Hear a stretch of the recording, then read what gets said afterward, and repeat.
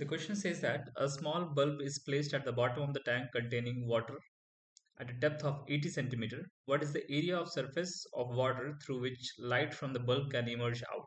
Refractive index of the water is 1.33, and we have to consider the bulb as a point source. Now here we see that it is a water tank. I have symbolized it with the black ink.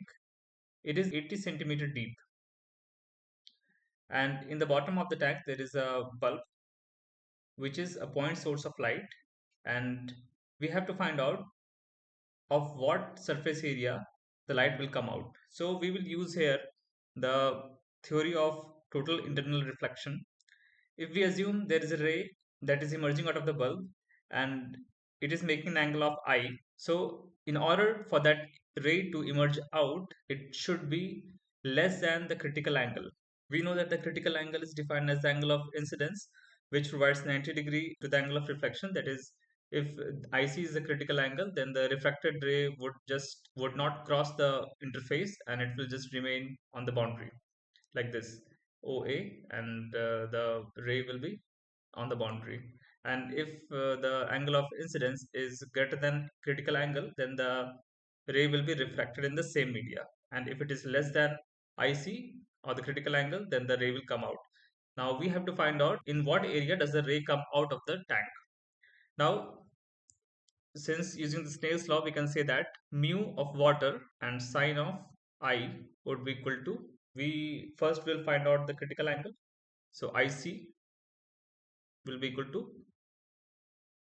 let us, the refractive index of the air is 1. So 1 times sine 90 degree. This is 90 degrees, so we will take 90 degree. Now we will find out sine IC. Now this will give us sine IC equal to 1 by 1.33, because we know that mu is 1.33. Now if we figure out what is IC, then IC will be sine inverse 1 by 1.33, and this will come out to be equal to 48.75 degree. So we have got a value of IC in this triangle AOB. We have got the value of IC. Now in order to find out this area, we must know the radius, that is OB, so that we can find out the area. Now radius OB can be found out using the trigonometric relation, that is tan of IC, that tan of IC would be equal to the perpendicular, that is OB, divided by AB. Here we have to find out OB.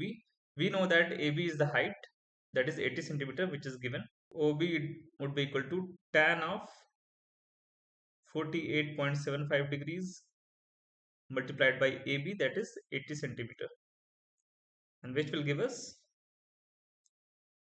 something around 91.2 centimeter, that is radius of the circle. Now in order to find out area, we can use the formula for of area of circle, that is pi r square, and which will give us 26110 centimeter square, or we can say that 2.61 meter square. Thank you.